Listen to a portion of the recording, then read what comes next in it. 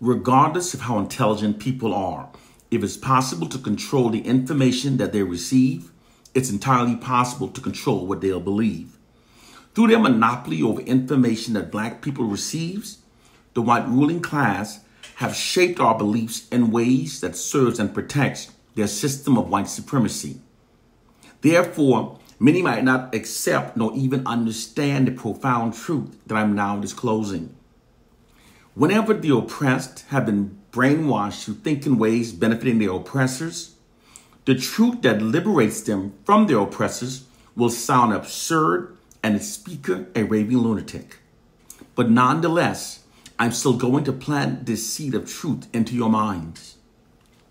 Because we must never underestimate the power of planting seeds of truth into fertile minds. Especially given that I'm telling the truth to the group of people who built the pyramids, introduced science, writing, and civilized the world, and that are hiddenly responsible for most inventions that have revolutionized the world. Many of you don't know these things about ourselves. You instead only know the negative lies that our oppressors tells us to believe about ourselves. Lies that are necessary in order for them to maintain their social dominance and social capital over our lives. Those who know the truth must teach. African proverb.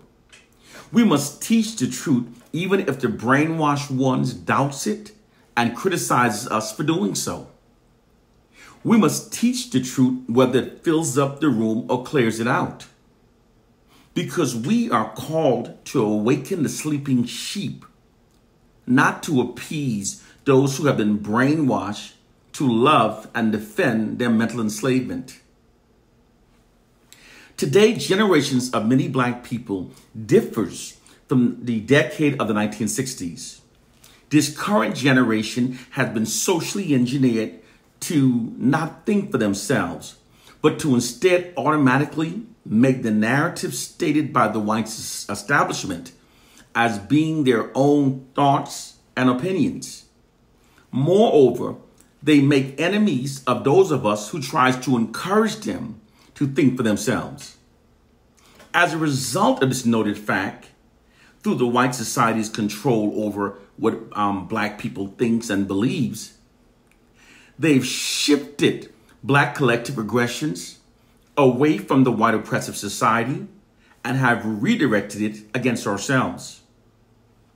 This is the true reason why many Black people now perceive ourselves as being our worst enemies and reveres and defends Caucasians in spite of such a brutally horrific history of the contrary.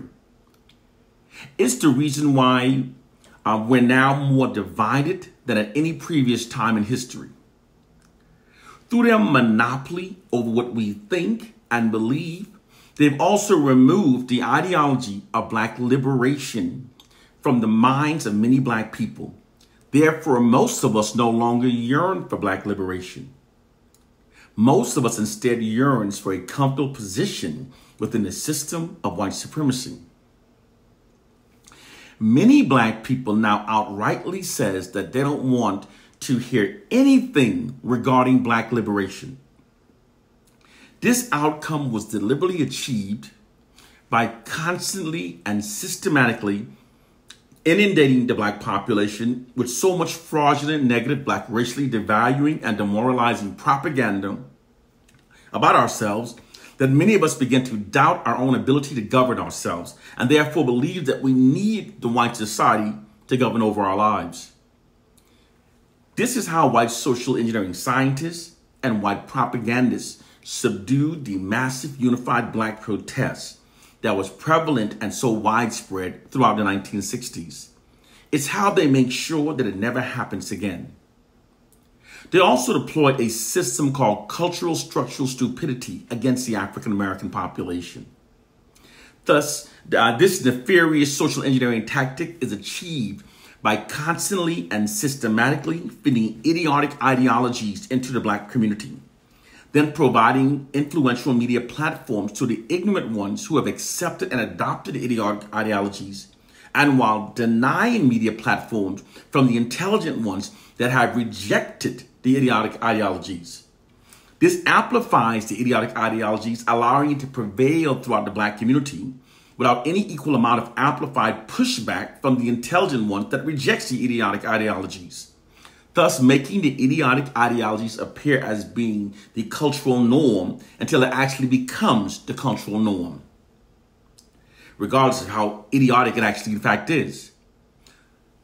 The herd mentality transforms the idiotic ideologies into a norm within the culture, thus creating structural cultural stupidity. The herd mentality is the tendency for people to conform to beliefs and behaviors of the group they belong to, even when those beliefs and behaviors literally insult their own intelligence and are against their own self-interest. The term has been studied from perspectives including psychology and sociology. This is the true reason why many black people now call themselves by the N-word, call themselves thugs, call women B's and H's, sags our pants, below our asses, and glorifies pimps.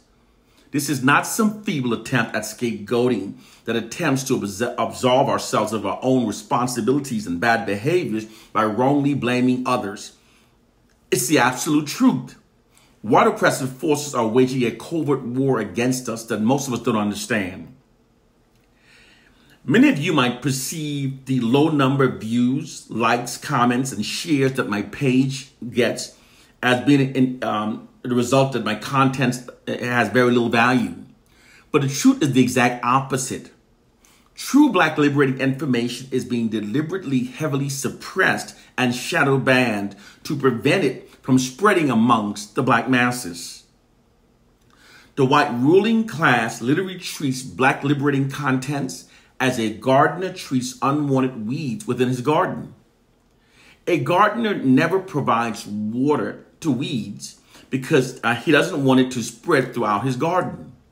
Likewise, white oppressive forces don't want Black liberating contents spread throughout their garden of white supremacy. This is why whenever we post true Black liberating contents, Facebook blocks it, Twitter deletes it, Google hides it, YouTube bans it, the media censors it, and the white government forbids it. They only allow contents posted by us that aids them in keeping the Black masses' minds dumbed down, confused, divided, distracted, and mentally enslaved. They allow that content to go viral. They don't want us to ever gain a true understanding of what they did to us and what they continue to do to us. Because once we gain an accurate understanding, we will then be able to develop the proper counter strategies that are necessary in order to truly liberate ourselves. This is happening to us because we are a people without a government that is invested in our best interests, nor do we have any true national Black leaders. We actually only have Black puppet leaders that are actually working in behalf of the white establishment. Their jobs are to keep the minds of the Black masses steered clear away from the ideology of Black liberation, and to keep the collective aggressions of the Black masses shifted away from the white oppressive society and redirected against ourselves, thus preventing the Black masses from ever unifying ourselves against the white establishment. I sincerely believe in a people's ability to rise above any and all situations when given the proper information about their plight and condition. For if learning the truth couldn't liberate us, the white oppressors would not be working so hard and unrelentingly behind the scenes to prevent the Black masses from learning the liberating truth, to prevent it from reaching the masses. Welcome to the real world. It's the real Black people's matrix. Those of us who tell you the truth are trying to free your mind from a mental prison that you don't even know you're trapped within. It's time to wake up to our reality.